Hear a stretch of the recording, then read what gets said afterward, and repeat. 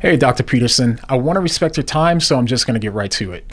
I've been following your journey for a while now, and I've been intrigued watching you wrestle with the question of God's existence. You recently mentioned how, when it comes to the question of God's existence, you're nagged by the fact that you don't have a final answer. Man, I'd be pretty happy if I had a final answer, but I don't have a final answer. You desperately want a final answer, and you've been very close to embracing Christianity for a while now, but there's still that one nagging issue in the way that you just can't seem to make sense of. It's that one major roadblock that keeps showing up, standing right there between you and you fully embracing Christianity. So I'm making this video because I think that maybe, just maybe, I may be able to help with this one.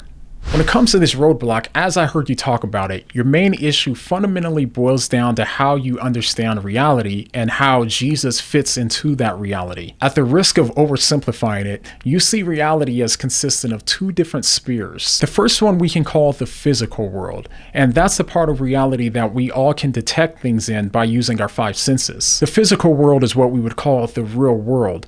But that world doesn't have any true meaning or psychological content. All of the meaning and the mental content that we attribute to it comes from the other world that we can call the mental world. The mental world is where our personal perspectives and experiences exist. The mental world is based on our personal perceptions, and although our perceptions may be real to us personally, they aren't real in the same way that things in the physical world are real. It's a place where we create stories in order to make our lives more meaningful and valuable to us. The roadblock comes in for you when you try to make sense of Jesus and which of those worlds he belongs in. As a prominent and a talented psychologist, you've explained the enormous value that the story of Jesus has in the mental world.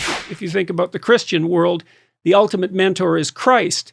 And you could say that being a Christian, or you could say that being a psychologist. And if you said it being a psychologist, you would say, well, it's by definition that the ultimate mentor is Christ. You find the story of Jesus to be exceptionally useful and helpful, but at the end of the day, it only exists in the mental world. But this is exactly why the story of Jesus keeps you up at night, and you've beautifully described this tension before. The story of Jesus is about this ultimate ideal, which should fit nice and neatly into the mental world where stories are created. But as you've rightly pointed out, this story seems to be more than just an ideal because Christ was a real person who existed in our physical history as well. This would mean that rather than us creating Christ inside of our mental world, Christ came from the mental world as the ultimate ideal and broke into our physical world. He seems to exist in both worlds somehow, and this is the same realization that brought you to tears talking about it.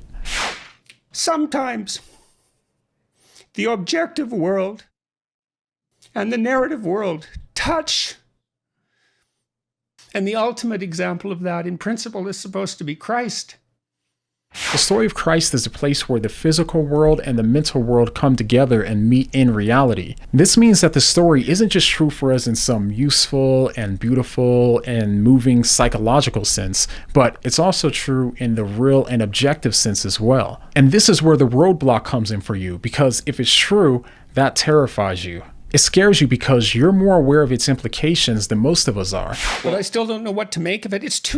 Partly because it's too terrifying a reality to fully believe. I don't even know what would happen to you if you fully believed it. If Christ really does exist in both worlds, then it would force you to question everything you've ever known about what the world is and how it functions. It's terrifying because Jesus is supposed to be an ideal concept or thought for us to strive towards in the mental world. He's not supposed to come out of the mental world, put on human flesh, and come into our physical world in order to be a sacrifice for his creation out of unadulterated love. This is something you find so beautiful yet terrifying at the same time. And as you pointed out, if this is true, then you'd be forced to wonder what this would do to your understanding of reality, because the foundations and the framework for everything that you believe that you know would suddenly crumble. This is the essence of the roadblock between you accepting Christianity and why you find it to be almost too terrifying to fully believe. But the fact that you recognize the immense implications that such an understanding of Jesus has, and the fact that it causes you so much internal internal conflict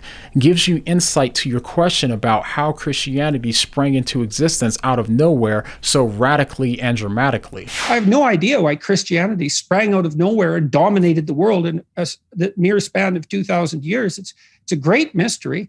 I think the answer to that great mystery is more simple, yet more profound than we may initially realize. You see, in the first century, the Jews also had a framework where they divided the world up into two separate spheres as well. For them, we can call theirs the physical world and the spiritual world. As you probably already know, for the Jews, the spiritual world is where God lives, and it's considered to be holy, and holy means being set apart. They believed that the gap between God and sinful man was so vast that these worlds simply could never touch, besides in a very small and limited way. The Jews saw God as so unlike anything in creation, and men being so sinful and separated from a holy God, that the idea of God coming to live among us in our sinful state was unfathomable, not to mention offensive. And the most offensive idea of them all was that God can become a man like us. In fact, this is why the Jews wanted to kill Jesus, because Jesus claimed to be God in human flesh. Since the Jews didn't have any concept of a dying and rising Messiah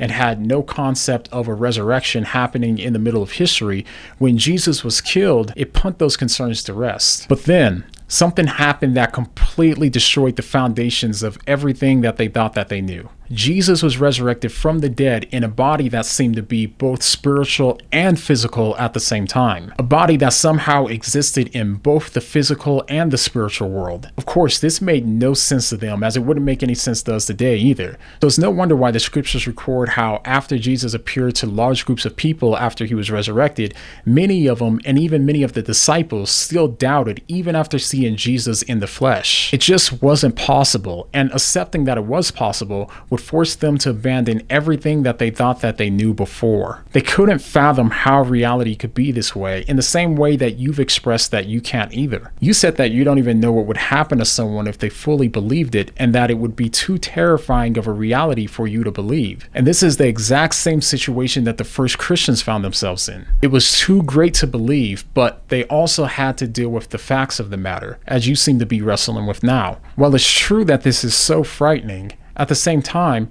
it's also so beautiful. It may seem impossible, but at some level, it makes sense, doesn't it? In some ways, it's the only thing that makes sense. It seems to be the only thing that makes sense of who we are and who we were always meant to be. This is why Christianity exploded out of nowhere in a culture that had every reason to reject its message. Now, if you've made it this far, I just want to thank you for taking the time to hear me out. I'd love to have a conversation with you about this sometime in private or in public if you're open to it. But regardless, I hope you know that there's an army of people rooting for you and praying for you. But nothing is more important than the love that Christ has for you. And not because it's just a narrative that exists subjectively, but also because it's a fact about reality that exists objectively. So the next time you find yourself realizing that your two worlds are colliding, realize that you're not alone. And if you find yourself forgetting that, then I hope you don't mind me asking, but what do you mean?